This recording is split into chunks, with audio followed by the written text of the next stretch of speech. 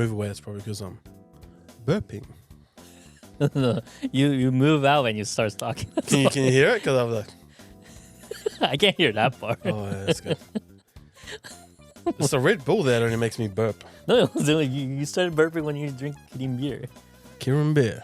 Brought to you by Kirin Beer. All right, this is the Den once again. I'm your host, Masashi, and I am here, as always, with... I'm Jay. I'm the Den in the Den. I'm the good-looking one out of us two. I don't know about that. So welcome back. Here we are. How are you feeling today? Feeling better.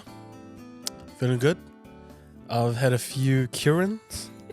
How many is that? How Just a couple of 5, 4, something like that. But hey, we lose count after 2, so it's okay. But I was feeling sick early in the week, and I'm feeling good right now. So this is going to be an interesting conversation that we're going to be having.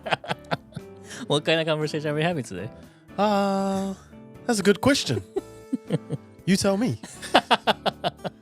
All I want to talk about today is safety. Safety in Japan. Yes. So Japan is very known for being safest country. Is it considered safest country? I think so. And I think it's like globally known as a very safe country. Yeah, like for example, if I leave my backpack unattended, it's still there. It would definitely still be there. But when you do that in the States, yes. Ooh, bye-bye backpack. Yep. New Zealand the same. You leave it away for 5 seconds, it's gone. In 4. Have you had that before? In New Zealand? Yeah. Oh, yeah, a lot of times. But not like... I left New Zealand when I was really young, so I didn't have valuable items. Oh, well, I had a wallet, but it had nothing in it. I had like a little brick phone, so no one would want to steal that. But things like... yeah, the Keaton's coming in. The Karen's coming in. But things like when I was a scooter, I used to have a scooter, like a 2-wheeler scooter. I remember I was at the park and I was playing with some friends. On the field, we were playing like rugby, and we all came to the park on scooters. And I remember 2 of our scooters got stolen. And like we could see it, like our scooters in the distance, but for it to be gone just like that was a very sad moment. Rollerblades, my rollerblades. Little fact, I'm a rollerblader. Used to love rollerblading. That was my fault. I left them out on the street in the cul-de-sac that I used to live down with my grandparents. Left out on the street. Come back a couple of hours later, gone. Wow. So little things like that. But, I left at a young age, so I didn't have overly massive valuable items like a wallet or cell phone or computer, stuff like that. Have you? Not in the States. Because I mainly rode bike, went to one place to another by car. So I left most of my stuff inside the car. So nothing really happened. Nothing bad. But when I lost a wallet, it never came out. That's about it. I had when I was a young age, I went to this gaming Japan Expo, and I lost my wallet and never came back. That's about it. But that's all I had. But in Japan, that's the opposite. Not everything, but things come back at one point. So when you came to Japan for the first time, how did you feel about that? Difference? Still a bit obviously I just came to Japan and it's a whole new country, it's a whole new world. So you still carry those things that you're a little bit scared about leaving your stuff around as if you were to leave it in New Zealand. But over time, I definitely have grown used to the Japanese culture being so safe, the country being so safe. So it's a good thing and it's a bad thing because I get used to just leaving stuff around and it'll be there. I know it'll still be there. It won't get stolen. Right. As if I was to lose it, if I was to leave it in a foreign country, probably won't be there. So in a good way, I've grown that knowingness of that it's going to be safe. It's a safe country. I know it's still going to be there, but I've grown too used to it that I would just leave it there. It's normal. It's just normal just to leave your bag there unattended come back an hour later, it'd still be there. You do that in another country, it may not be there anymore. Yeah, that's true. Actually, I remember an episode. Like, I remember an experience that I had when I went to the States for work. I lost my cell phone. So I ordered a Uber ride to the mall, and then when I arrived, I got out because I had to attend other Japanese people. So I was translating for them, attending them, making sure they got out, making sure they go into the shopping mall to shop for their presents and stuff. So I like after like 5 minutes, I noticed I don't have my phone. I'm like, oh, I forgot. I left my phone inside the car. So I was panicking a bit. Like, okay, how am I gonna contact this guy? And then I borrowed one of the people that I was with his phone, and I contacted the guy, and he came back with my phone. So I got it back eventually. But that, like, being in a different country other than Japan, and then like kind of being worried that if it's gonna come back or not, that was like a very like eye-opening experience in a way. Like when you're used to this country, you feel so safe. Yeah. And then you tend to forget a lot. Yeah.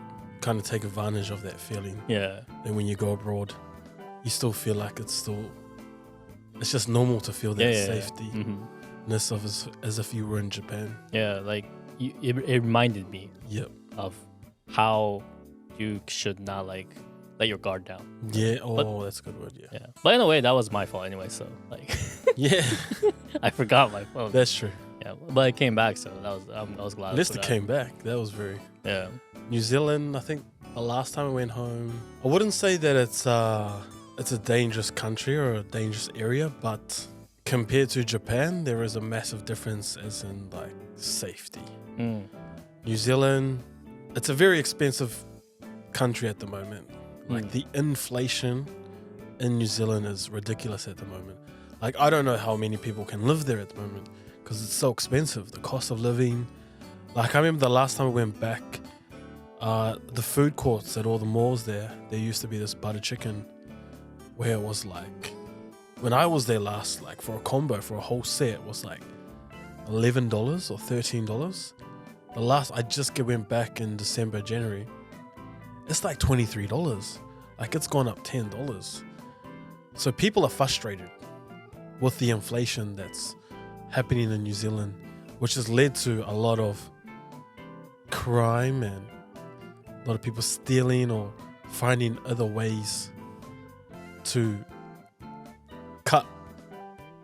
make shortcuts to get food or to get around things that may be too expensive. So it made me appreciate living in Japan, of how the cost of living is quite cheap, but just how people wouldn't go out acting like that, and it's such a safe country to be in, which made me really appreciate that. Like nothing wrong with New Zealand, I love New Zealand.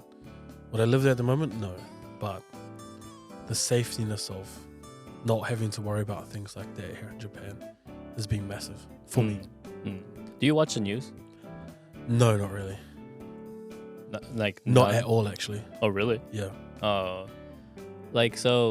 reason why I want to talk about like safety is that I want to, in your image, you probably before you coming to Japan, you used to mention that you had an image that Japan is very safe country compared to New Zealand, of course. But that's like recently in Japan, there's been a lot of violence in a way. Like a lot of time I look at the news, I see a lot of negative news, mostly like parents killing their child, committing suicide, those kind of things. Like especially the biggest news that happened like a year ago is the former prime minister being shot with a handmade shotgun during the political how do you say it? The voting period. So that kind of made me realize Japan is starting to become maybe a bit violent in a way, because like recently another thing is like the Ginza, where these young guys, the raids, Yeah, the ram like- raid that they doing. Yep. the raids for the accessories and stuff that happen. So that's like something that Japan's kind of like doesn't experience too much of, because like when I saw the news, like people weren't stopping them, they were just like watching them, thinking that it's like, oh, it must be a movie, they might be shooting a movie or something, but it was actually a raid. So that's like kind of shows like a difference, you know, like in America, like if you see that, like people, like if they don't have a weapon, people might try to stop them, or if they have a weapon, then they will just call the police right away. So, like, you probably read about it, a couple things about that. How did you react to it? I think that here in Japan, crime and things like that are so rare, so that when it does happen, it becomes massive news. Apart from when the former prime minister got shot with the handmade gun, but the ram raids and the suicides or killing of kids and parents, I think it's so rare here in Japan.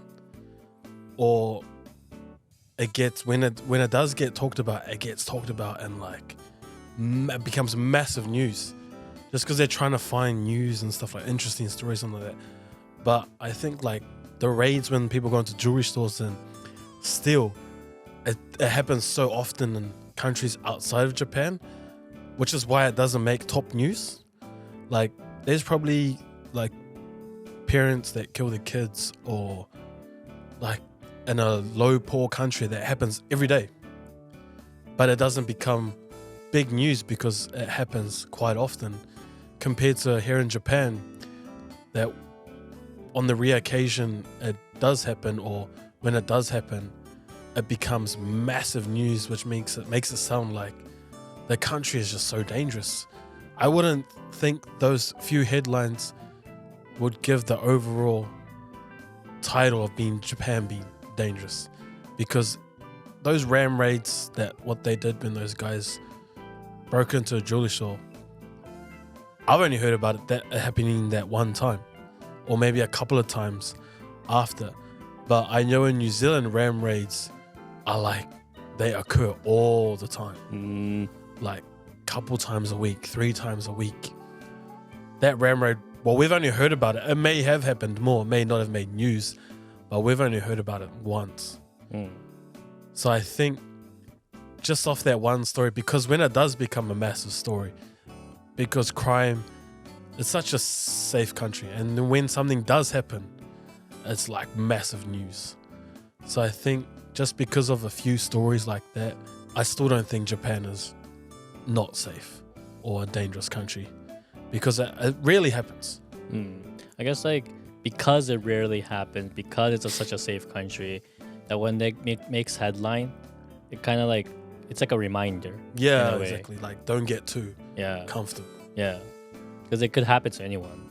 Because like a raid is a different story, but like, you know, there are a couple, like, you know, that one incident that happened was a raid at a home. These guys, you know, the Luffy incident from I forgot, Philippines, I think. Those guys were in the Philippines, and they got caught. They came back to Japan. That was like another act of like crime that really rarely happens, but it happened. So it could happen to anyone, basically. That was like shocking in a way, because like it was done in the country, but the person, the mastermind was outside of the country. So it just shows like how much broad these crimes are becoming in Japan as well. Like yeah, like do you guys have, in New Zealand, do you guys have like scams like calling and stuff like that? I think so. Like especially with like I'm Polynesian, and I think with Polynesian people, we can tend to be a bit gullible to when we get scams like that, like Ponzi schemes and stuff like that. Like, oh, if you give this amount, you will get this amount. like Ponzi's type of schemes that happen Hmm. a lot in Japan, and they take advantage of the most vulnerable, which is like low income families. And you know, they give them this ideal that if you give this amount, you will get this much. You just have to try to believe in us, believe in this system. So I do think a lot of that stuff does happen, but it happens to the most vulnerable people, like Polynesians. Sometimes they're a bit oblivious to what the reality of the situation is. Oh, are you oblivious to? Not me. I'm not. I'm very smart. I'm a genius. Remember, I can speak 3 languages: Oh, that's true. Japanese, French, and Spanish, What was and it? English. Oh, 4. Man, I'm real genius. But I do think they do have those scams present like anywhere in every country, but they take advantage of the most vulnerable. Have you, when you came to Japan, have you ever gotten like a message, like short message and stuff like that, like one click one click scam, like get rich scam as well? Have you gotten any of those kind of things and like sort of fell for it? I've never fell for it, but I do see those messages sometimes when they slip into like Facebook messages or Instagram or whatever. I'm not that gullible, Oh, really? really. I'm a genius, like I said, but there are people that do fall into those scams. Have you? Oh, a funny story. I have. Yes. So he's the gullible one, guys. I have like this made like I have done it in the past. There's this one thing that like I did during my university years is there's this one scam where it's like a love scam in a way. So this person contacts you and they're like we never met, like I want to meet you. I kind of wanted to see how far I could go, so I wanted to test it as well. So this would sound like an excuse, but I did sort of pretended to fall for it to see how far I could go. But at one point, I was very depressed to the point where I kind of fell for it.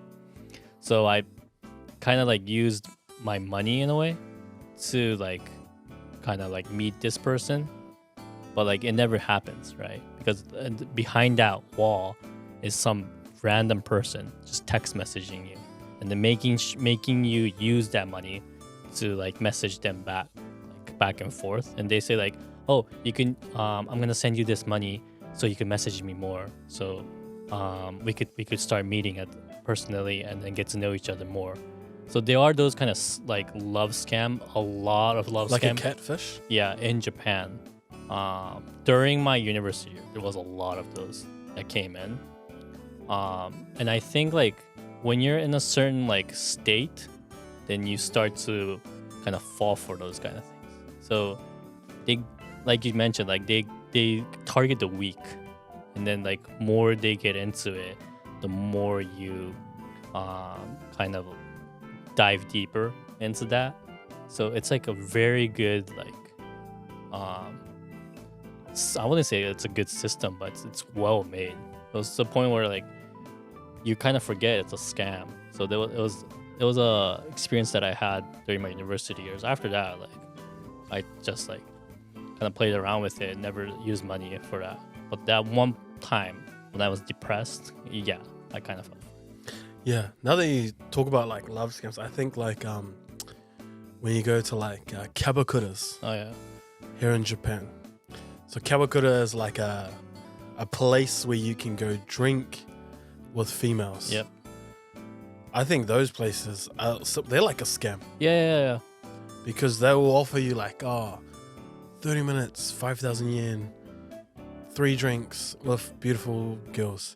And you're like, oh wow, yeah, let's all go ahead. Yeah. It's like a different type of strip bar. Yeah. Except they don't strip. Well, they are those guys. Oh, there are. Yeah. Are they? Yeah, they Where? do. They call it in Japanese it's called ichakyaba. Oh, okay. Yeah, it's kind of like Where's the one that you went to? I It's hard to count. Because I've never been. So which ones have you been? Have you really never been to one? I've been to a kabakura. I haven't been to like Icha. a kabakura, meaning like. Oh, maybe you I know, have been to Icha. like club, like they call it club. Yeah, but my understanding of that is like they'll offer you like, oh, they're the guys on the street. Yeah. So if you're traveling to Japan, you'll see them everywhere. Yeah. Especially in the main districts like Shibuya, Shinjuku. We call them boys. Boys. Is that what you call it? Yeah. Oh, okay. But you'll see them, they'll like, oh, hey, you want to drink with beautiful girls, 3,000 yen, 30 minutes, all you can drink. That's what they'll offer you. And you're like, oh, wow, that seems too good to be true. Go in, drink with the girls. Maybe you go over the time limit, but you just think it's just twice the price. Ask for the check. Wow. Yeah. It'll be a ridiculous amount. And I think that's like a scam. Yeah, that's why like in certain part of the city, they have guards to like make sure those catchers don't catch customers. Yeah. So they don't get frauded.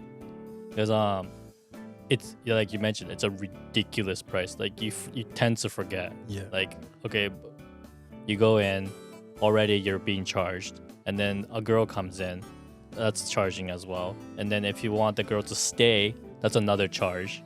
And then if you buy them a drink, that's another charge.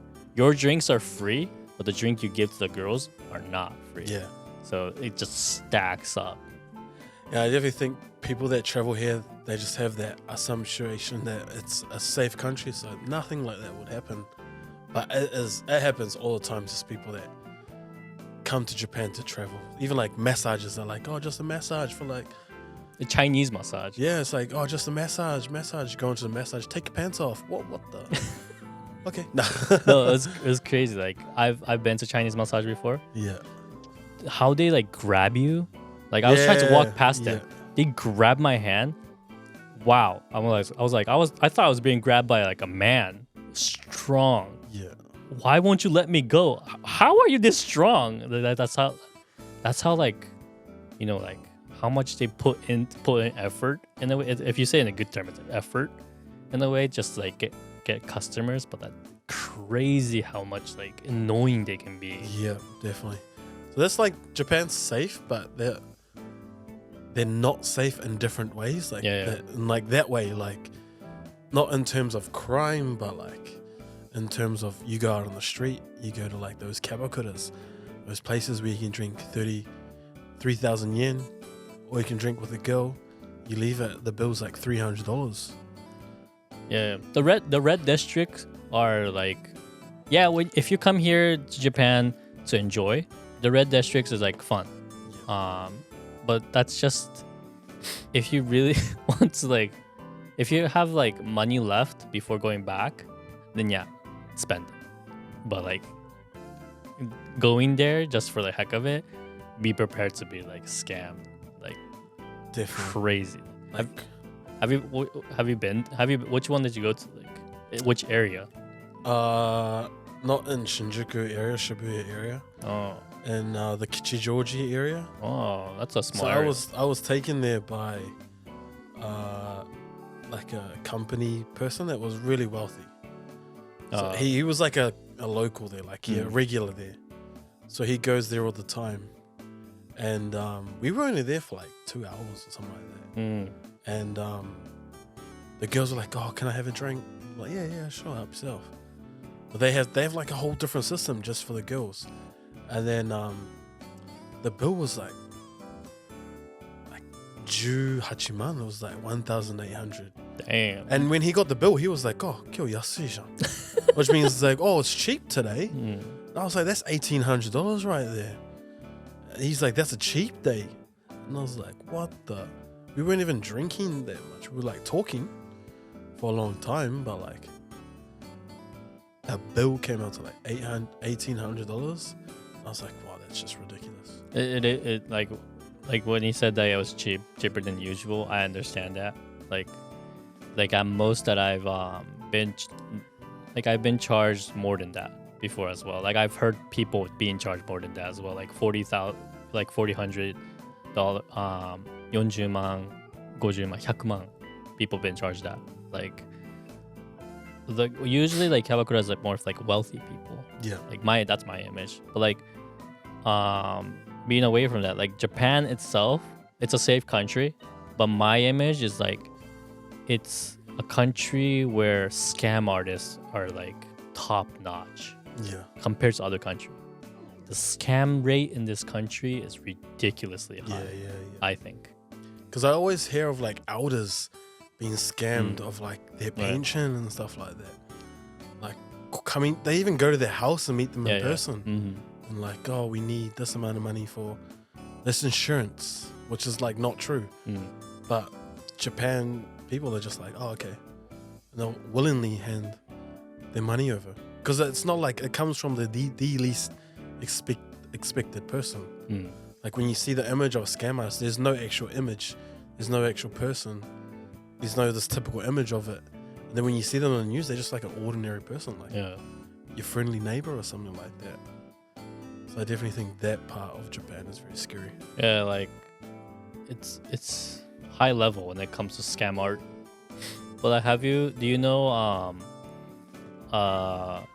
it's got there's a system where you go into an organization, and then if you bring another person into that organization, if you kind of introduce them to it, you get money for it. It's like a pyramid system. We call it Nizumiko. It's like a pyramid system where the top guy is right there. There are like bottom people as a pyramid, and then like lower you go, that's the place where all the like money is being made, and then it goes back up. So you make incentive for the amount of people that you introduce. Have you ever had the experience where someone kind of like introduced you to that? Tried to? No one's ever. Maybe you're too oblivious. I don't think so. Not really interested in like. But is that like? Are you talking about like, you know, the people that try to get you in izakayas? Izakaya. You know how like there's like the catches on the street. No. It's completely different from that. Just the normal people. There's normal people. Like, is that like a Ponzi scheme? Ponzi scheme, yeah. It's like a get rich quick kind of scheme. It's basically like it's like a system where a complete pyramid system. So when you look at it, when people like try to like get you into that system, get you into the organization, they usually do a presentation, and then you see it. Every single one of them is the same exact concept. A pyramid where there's a guy, and then when you introduce to someone else and they become your bottom, if that person like introduces someone else, that person makes money, you make money. That's how the system goes. That's like a very famous, like one of the most famous scam, get rich quick scam in Japan right now. Well, I didn't even knew that. For example, what are they trying to scam you of? Like for example, like beauty product is another. So I had this experience when I was in Shizuoka, when I was working for a PC company. One of the employee was one of them, and then she called. She was asking me like, so Masashi, are you interested in like getting money, making money like a side job? Are you interested in that? I'm like, oh, I am interested in a side job, but what is it? So during that time I didn't know what that system was. I didn't know about it at all. I was oblivious to it. So they called me out to this family restaurant. So I go to a family restaurant, and then I talk with them. So she introduced me to two other guys. And then these guys were like kind of explaining the system to me. So they were selling this product, a beauty product, where it's like a shampoo, I think. It was shampoo. And they said like, if you use this shampoo, your hair will become like healthy.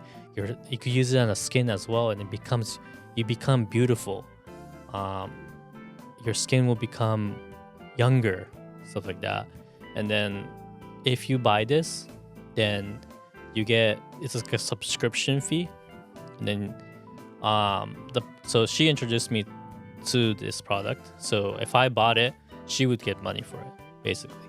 And then if I introduce this product to another person, then I would get that money from that. That's subscription fee, basically. Then I did research on it. and I found out that was that system. And it was like that's how close they are into your in the society, basically. So Would that's they approach foreigners here in Japan or mainly just Japanese people? mainly Japanese. So foreigners, I haven't heard any case about that. Foreigners, there might be a different approach to it, but I've never heard it. Like, but in your case, you speak Japanese, you understand it, so there might be a slight chance that there were people around you who know who does it. Yeah, maybe. No one's ever approached me. Well, no, I don't know. You're kind of scary. Yeah, good. Don't approach me. Know what'll happen. Yeah, there was that case. During my time when I was in Shizuoka, working in Shizuoka. Oh wow, never even heard of that. Do you want to know one thing that I find funny about Japan's safetiness? Mm. You could leave your bag at a table.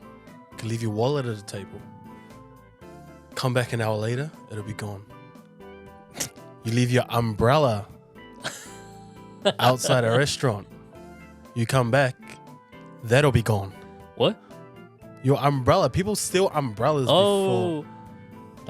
Oh, yeah, I've heard about that actually, but that's I don't a rare know case. how many times my umbrellas have been stolen. Wasn't it because like you had a similar like umbrella? People are like if you come with an umbrella, you like they have those little holders Yeah. outside of places. Like you know where you put your umbrella. Yeah. You know what your umbrella looks like. If you don't have an umbrella, you wouldn't even look there. That's true because like when you go to the convenience store, there are those just holes. Yeah. You stick it in there. But whenever there's a rain and I have an umbrella, I'm kind of hesitant to leave it there for some reason. Yeah. I'm afraid that it might get stolen. That's the funny kind of like psychological thing. But when I was in that's why like some of the like good restaurants or like some of the good like areas have a lock for an umbrella. Yep. When I found out that there's a lock for umbrella, I'm like, why would you want to use this? People will steal your umbrella before your wallet. People do steal umbrellas. It's funny. They'll steal your umbrella before your wallet. It's crazy, yeah. Another one, bicycle. Oh, yeah. People will steal your bicycle before your wallet. I don't know how many times my bicycle has been stolen. Oh, really? Here in Japan, yes. I leave it out. It's my fault because I don't put it in those official locks. But I'll just leave my bike in outside a McDonald's or something, and I'll leave it there for a couple of hours, or overnight, come back, it'll be gone. If it's overnight, I think whether it's been towed away or it's been stolen. But I remember like a couple of times when my bike has been stolen, and I've found it. Oh, really? Well, the police have found it, like just torn up. Like I don't think they steal it to use it all the time. They want the parts, right? They just steal it for the parts, or they steal it because they want it for that night. Like if you last train home, taxis, no taxis. Your house is like 50-minute walk, 30-minute bike ride. They see an unlocked bike or a bike that's just chilling on the road. They'll probably ride that. And then they'll just leave it, not near their house, but around their house. You report your bike to the police that it's been stolen and they'll find it there. So that's what I find funny is before your wallet or your cell phone or your computer, protect your umbrella and your bicycle.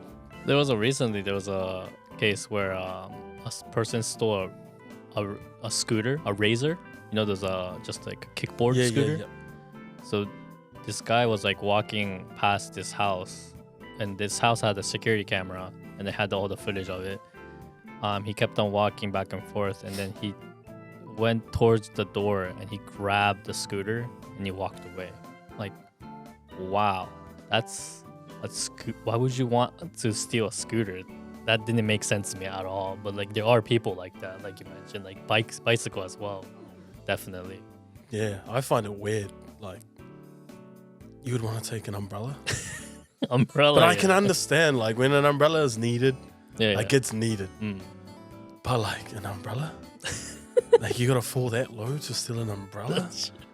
I mean, that doesn't cost much either. I know, but like, yeah, exactly. Why it doesn't cost so much, and you just want to like, oh, oops, I thought that was my umbrella. Yeah. It feels like a brand umbrella, like Gucci umbrella or something. Yeah, maybe. Yeah, I understand, but like, of what? A plastic umbrella? A convenience store 500 yen umbrella that everyone steals. Like, or a $60 bike that like you're only gonna ride it once. Tires popped about 100 times, and you want to steal that. Oh my god, those are the only two things that I've had stolen here in Japan. It's my bicycle and my umbrellas. Oh, okay. My sweet umbrellas. So if you're out there, give my umbrellas back. Because I missed them. I'm sure that's been already dealt with. So. Yes. You know who you are. You definitely won't be stealing umbrellas ever again. If you're alive. So when you first time, like, you know, like leaving your stuff, did you feel hesitant to leave your stuff from the at first? No, at first I was definitely hesitant. Just because, like, you know, you're always taught not to just leave your belongings unattended. So at first I would never be so careless. But as time went on and I learned that Japan is a very safe place, they've grown a bit too comfortable and just very open to leaving, like, my phone on the table. Or like if you go Starbucks and you have nothing on you and you need to reserve your seat because it's so, and you only have your phone or your wallet on you, just leave your phone there. Like you see it all the time. Like even if you're at Starbucks and you're working on your computer and you need to go toilet, people they have so much confidence and so much belief that it's so safe. Yeah. They'll just leave the computer there and just go to the toilet. Mm-hmm. You do that in an overseas country, it's not going to be there by the time you're back. Mm-hmm. So that just shows how safe it is and how normal it is just to do stuff like that. It's a good thing and a bad thing, because if you grow too comfortable to that, you go overseas and you might do the same thing. Like for me, when I went back to New Zealand, I would be hanging out with my mates. Although like my mates are there, I'll leave my phone on the table just like I would if I was in in Japan. Go to the toilet, but before I left the toilet, my mates were like, "Hey, you gonna leave your phone there?" And I'm like, "Yeah, why not?" "Oh, what the? You're not gonna take your phone with you?" And I'm like, "Oh, why? You guys gonna steal it?" And they're like, "No, but like just growing so accustomed to how safe it is, but you have to be kind of aware of your surroundings as well." Like, it's good to think like that, but still have like what would you say? Don't grow too accustomed to it. I never had those kind of like moments. When I go back to the States for work, I always like carry my stuff every time. So I'm more kind of aware in a way where I go. So other than Japan, like if I'm out of the country, I will never leave my stuff. I'm really hesitant to leave my stuff. Even if I have to go to the restroom, even if I have to leave my seat for other people to take, doesn't matter. Like if I'm the only person there, then I would never leave my stuff. I think that's one like mindset that I have in a way. I'm not, so that in that sense I'm not too I guess I'm not too Japanese. So when you carry, because your equipment that you would carry to your shoots that you do, like your equipment probably be a lot of money. That you carry in a case, and that's a lot of stuff that you have to carry. Regardless, would you just take it with you? Even if you were to the bathroom? Well, that's a lot of carry. Because remember one time you had like a trolley of stuff, so you always would carry that wherever. If I'm if I'm by myself, yes. If I'm with someone, then I'll leave it with them. Or if I'm with a client that I could trust, then I'll leave it there as well. But in Japan, I've never had a case where people steal those, even regardless of the equipment, to steal it. So I am guilty of it. I do leave it sometimes, regardless. But I always carry my camera with me whenever I'm filming. That's one thing I carry. So you've never had a case of any of your equipment or Being stolen? No. anything being stolen? Nothing expensive, at least. What about your umbrella? Umbrella, yes, a lot of Yeah, times. see. Umbrella. There's a lot of umbrella thieves here in Japan, everyone. Keep your umbrellas close to yourself. Really, yeah. Especially in the rainy days. Yeah, definitely, because rainy days was like, so annoying if you don't have an umbrella. And rainy days just come out of nowhere too, so. Oh, yeah, that's true.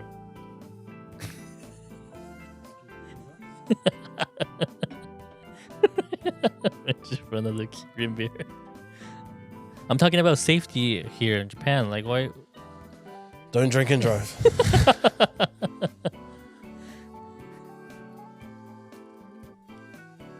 Oh. Sound of safety. Safety net of Karen beer. Safe to drink a nice beer in Japan. Japanese beer. You drive here. Yeah. Is driving here safe? Compared to the States, yes. Really? Yeah. Why? I always think. Wait, like why do you think it's? Why do you think it's dangerous in Japan? Do you think it's dangerous in Japan? I think it's dangerous. Okay, lately, yeah, Japan's a bit dangerous because there are a lot of like stressful drivers. Yep. So, I've had one case. Not one case. I've had a couple cases actually where like these drivers just like frustrate me, like, and then so Japan is very like small when it comes to America has like 4 or 5 lanes, that you could drive in. I don't know how many lanes you guys have in New Zealand. How many you guys have? 2, 3? 2. Oh, okay. So it's same as Japan, basically. But Japan, like freeway, there's like only 3, 4 at most lane that you could get on, depending on the location. But like, so there are fast lane where you could like pass through all the other cars. Depending on the car, whenever I go into the fast lane, there's just one car that just loves to get on my tail. So they tailgate me every time. And then when I move out, they like stare at me when they pass through. Like, wow. They're like, I've only had those kind of cases where just people just tailgate me. There are cases where a lot of drivers has experienced like these guys like stopping in the middle of freeway, trying to like get their frustration out, and then just riding away. And there are other cases where this driver just comes out, knocks on your car door, just tells you to get out. There are cases like that. So I guess, yeah, Japan driving is a bit dangerous compared to the States, but the States is much more, I think, like it's prone to more accidents because it's bigger in a way, and there are cases where like people gets frustrated with each other. So I think Japan's like their level of driving is not that good. That's what I believe. I agree with that, actually. Because like all my mates that I play with, like they've had their licenses since they were like university or since they were young. Yeah. But they don't drive, and then when they do drive, they're like so scared. Yeah. They call it like paper driver. Yeah, paper driver. Yeah. And I'm like, oh my god, like driving's not that hard. Like it's just confidence and just using your brain, just using your head. These guys thinks it's like the most toughest thing that they've ever done. They're like steering wheels like at their head, and they're like driving like that. So they've got a license, and then my mates, like they have gold licenses, and they can't even drive. And I'm like, if you just do your time, you get a gold license. Because if you don't, even if you don't drive, if you have a driver's license and you don't drive for 4 years, either way you're gonna get a gold license because you don't have anything. Exactly. Like, there's a lot of people there, especially in the Tokyo area, where a car is not a necessity. And when they do drive out of the random, it's like, oh, it's the most scariest thing in the world for them. It's like, oh my gosh, now I have to drive. And it's like, it's just confidence, and they just don't have confidence in driving it. That's when I think it's like, oh man, it's just, if I'm riding in the passenger, I'm like, I'm gonna die today. Tell my mom I love her. It's like the most scariest thing. Like Japanese drivers, like not trying to say it's just strictly them, but like when they do drive, they're a bit scared. Yeah, I know what you mean. Like I've been through that experience a lot of times, where like a drive like this, I get on the car, this person's like, oh yeah, it's been a while since I drove, so if you can help me out as well, that'd be great. I'm like, what? Don't say that. That scares me. Yeah. Like, Don't sleep. Yeah. You're sitting next to me. Don't sleep, okay? All right, be awake. Why do you need me awake for? I'm not the one driving. Don't fall asleep, okay? I was like, oh my gosh, we're gonna die. We're gonna die. Yeah, I know how that feels. Definitely think like it's like that. And then the roads are real small too. Like especially in the Tokyo area where it's like a lot of one-way roads. Yeah. You make the wrong turn. You don't take the angle good enough, you're gonna scratch the car or you're gonna crash. Yeah, like I had so many cases where like I'm just driving and someone just cuts right in because they made a mistake. You could tell they made a mistake. It's like, oh, this guy made a mistake.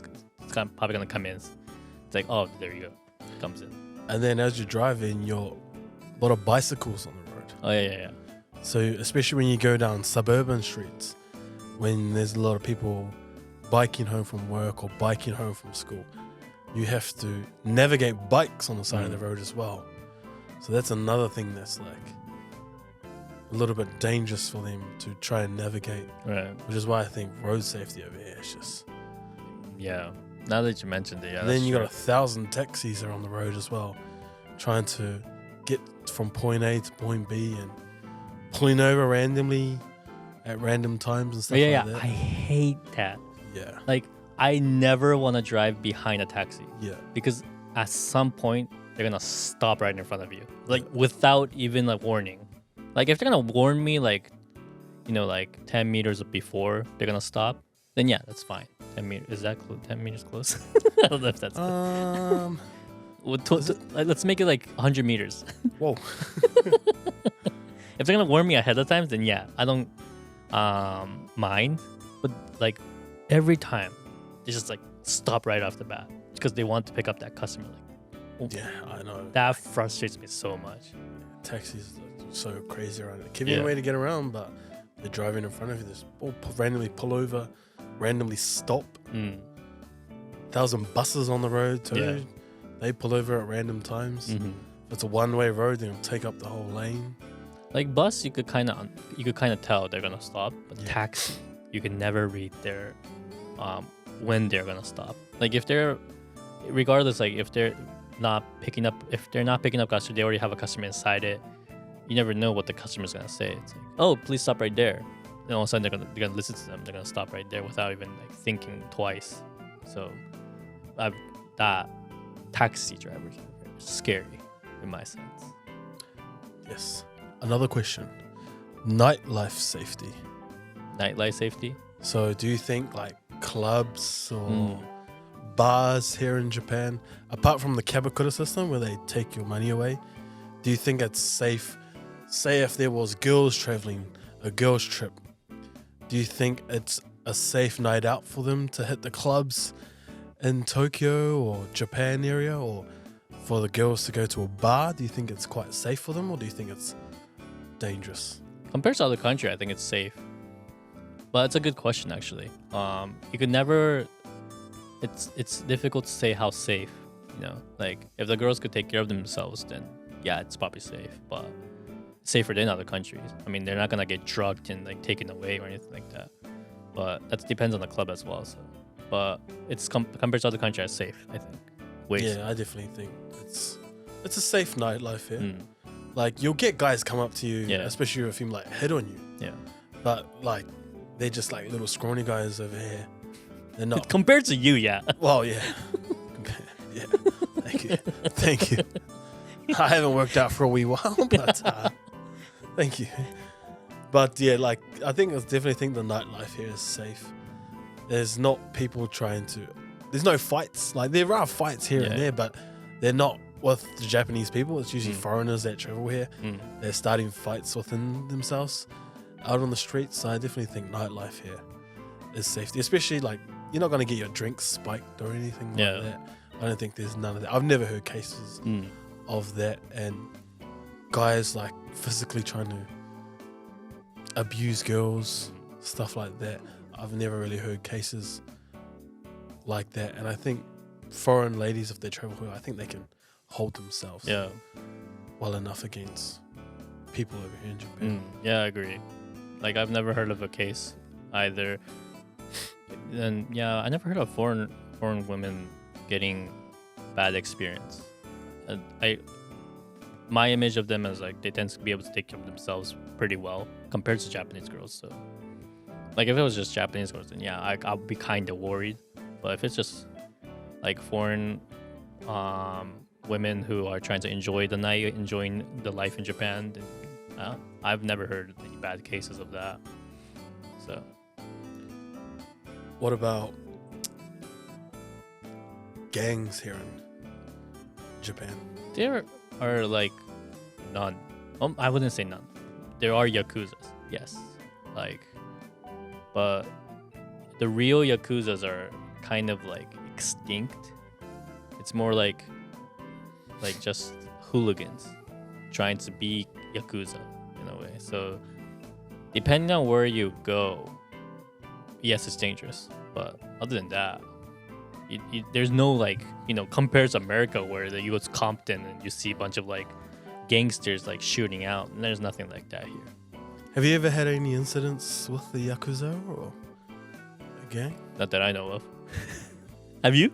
I have. Oh, really? Yes, and I hope my mum's not watching this, but yeah, I have once. It wasn't actually my fault. Oh. I met a couple of Australians at a bar. Australians. Typical. But two great guys, and I met them at a bar, and we were walking down a street, and we were all drunk, and he pushed over a sign accidentally, one of the guys, and it fell onto some scaffolding, and the sign went straight through it. So the sign was broken, and it was for a sex place, for like a shop, like I think it was like a brothel or something, that he pushed over. And next minute you just see like the guys on the street, like, hey, what did you do? And then next minute people come down the stairs, like, oh, what are you doing? What are you guys doing? Pay for it, fix it. And at that time I didn't know what they were saying. All I know is they were yelling. And I just said, run. So we ran. And like there was like 4 of them in front. And I'm like, I can like push them away. I was like, I don't want to get in a fight. So I was just like, I would push them away. And we're running away. And I dropped my wallet. Oh, no. And I dropped my wallet. And I was like, oh, no. So I went back. And I told the other 2 to run off. I wasn't the one that pushed it over. But I went back. And to ask for my wallet back. And they'll like follow me. And I was like, oh, man. I'm going to die. That's honestly my fear. Luckily, I was like a little bit intoxicated, a little bit drunk. And my adrenaline was like really high. And I was like survival mode. And they'll like follow me. I was just give my wallet back. But at that time, there was like 10. And I was like, oh, I can't do this. And typical, 2 Australians literally did run away. And I went back and I was like, oh, whatever. Just got to deal with it. I've got to do it. So they're like, come with us. Led me to the stairs, into the place, back room. And I was staying in this room and there was like 5. And like I was like survival mode. I was like, all right, if this is the end, I'm going out swinging. John Wick style. Yeah, I was like, I'm gonna punch you. I'm gonna grab that pen, stab you, left kick you in the balls, right elbow. Like I was thinking, man, how am I gonna? Like, I'm gonna have to go out swinging. And next minute, this guy, just massive, real big, short, bald-headed, fat guy, just comes out of nowhere. White shirt, but you could see through the white shirt. And you could just see he was colored up with tattoos. And I was like, oh. I'm dead. And he was like, and the first thing he goes to me, why are you here? And I was, in English, that was funny thing. I was like, I'm owning up. I apologize. It wasn't me, but I'm here. And he was like, I respect your courage, but what you did was wrong. And I was like, yeah, I apologize. That's I didn't do it, but I'll own up to it. And he was like, you will pay for it. Oh no, yeah, he was like, you will pay for it. I was like, yeah. He was like, $1,000, like Juman. I was a student at the time. I was like, I don't have that money. And he was like, but not you. You're gonna get your friends to pay for it. Oh. And I was like, oh, okay. And he was like, I'm going to give you this bank account. You're going to send it with their money by tomorrow. Oh, wow. And I was like, oh, okay. And he was like, what were you expecting to do? And I was like, oh, if I was to die, I was going to go out swinging. And he was like, okay. And he just sent me away. Oh, with your wallet? Oh, with my wallet, yes. And I was like, oh. Luckily, I had the two people, and they were really wealthy. Oh, okay. Well, not them, their parents. They were architects from Australia. And I go to them, oh, you guys have to pay $2,500. 10 each. No, I took $1,500 for your safety. And I was like, oh.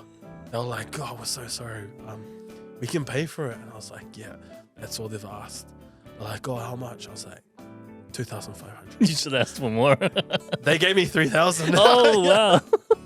I was like, okay, I think it should be okay. But those two Australians to this day, I still know them. Oh, really? Good friends with them, really wealthy, two really cool kids, two really cool guys that I've met. And yeah, they're probably just finding out that I took more right now. But hey, that's your fault, not my fault. Like you were gonna die. Yeah, that was like, I was literally like it may seem a bit exaggerated, but that's like literally, I was like. That's like a movie. I know, material. I was like, because when I was like, it was stairs and I was waiting in this room and he just walks like straight past me. But like the other 5 guys that were like around me, they were like, I was like, yeah, I can take them. Probably not, but I was like, they're just small, like normal guys. Like young teenagers that probably just work trying to get people to come to the shop. But when he walked by, he was like this fat, short kingpin. And he was like white shirt, black pants. Could see through the white shirt. It was like colorful. I was like, oh, that's not good. And then I was like, oh man, I was like, where's the exit? And I'm just gonna go out swinging. And then he was like, what were you thinking? It's like, I'm sorry, I'm here to own up. I apologize, it wasn't me, but I'll pay for it. Was he like, he's Japanese? He was Japanese, but he spoke English. Oh wow, that's a he's like perfect English. It's like perfect English. Wow. Yeah. He said, what were you expecting? That was his first word. Yeah, I was like I apologize. Like, I'll pay for it. I'll take ownership. It wasn't me, but I own up to it.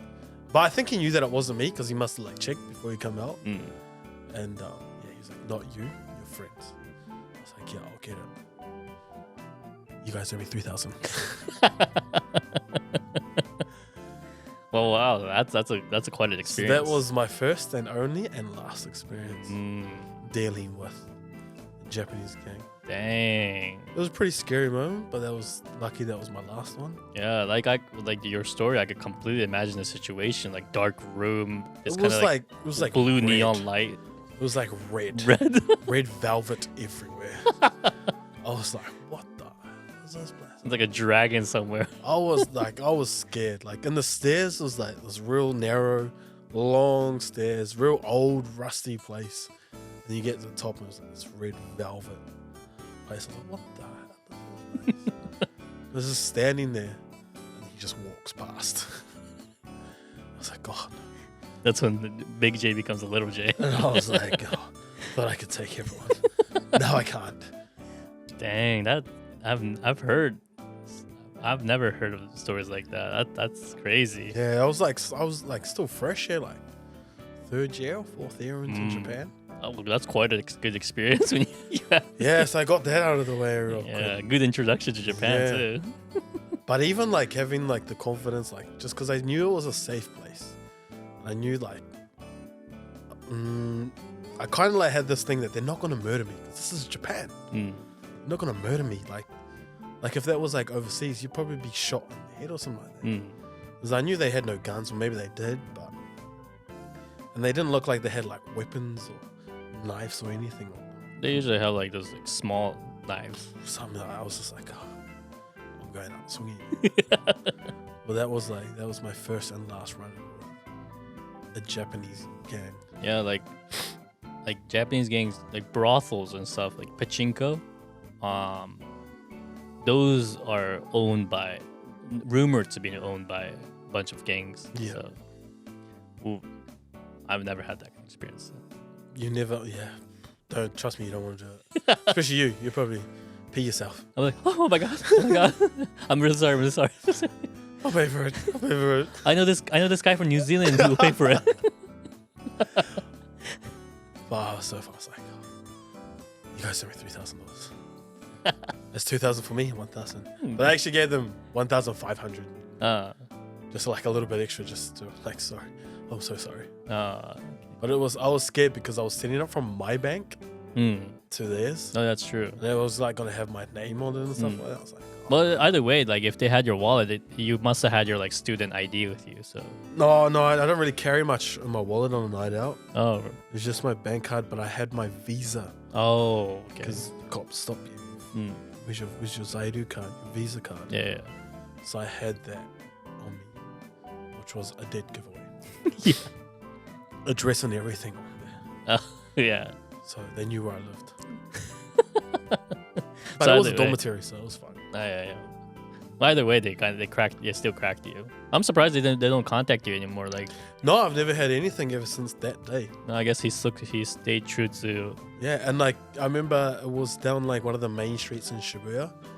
I avoided that street for like 2 years. You don't avoid it now? Nah, because I'm not scared anymore.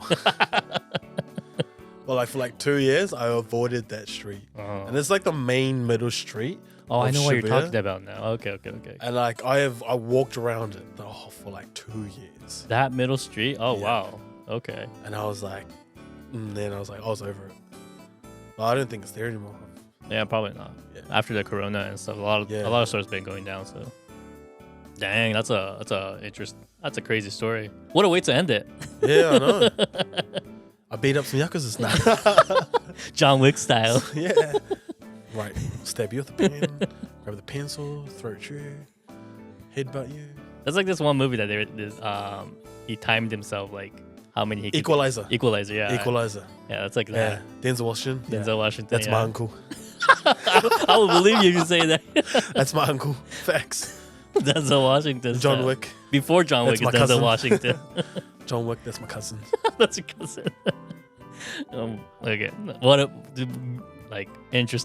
really strong story to end it today. So, as always, thank you guys for watching and listening to our podcast. If you liked it, please subscribe and like the video. And we do have a Patreon as well, so if you can support us through that as well. Any last word for you? Don't get into fights with the Yakuzas. Avoid the middle streets. Nah. Japan's a safe place. It is. Open to anyone to visit over here. It's very safe. You don't have to worry about anything. So if you have Jay become your bodyguard. 100%. No one's gonna $3,000. That's expensive. $3,000 plus tax. And I only take euros. Oh damn, that's expensive. But no, yeah, definitely Japan's a safe place. Would love to see anyone over here. So if you're ever around, message the Den. I'm the Den. I'm the Jayden. That's the da. That's the what? Gonna love and leave you. All right, see you guys. Until next time. See ya.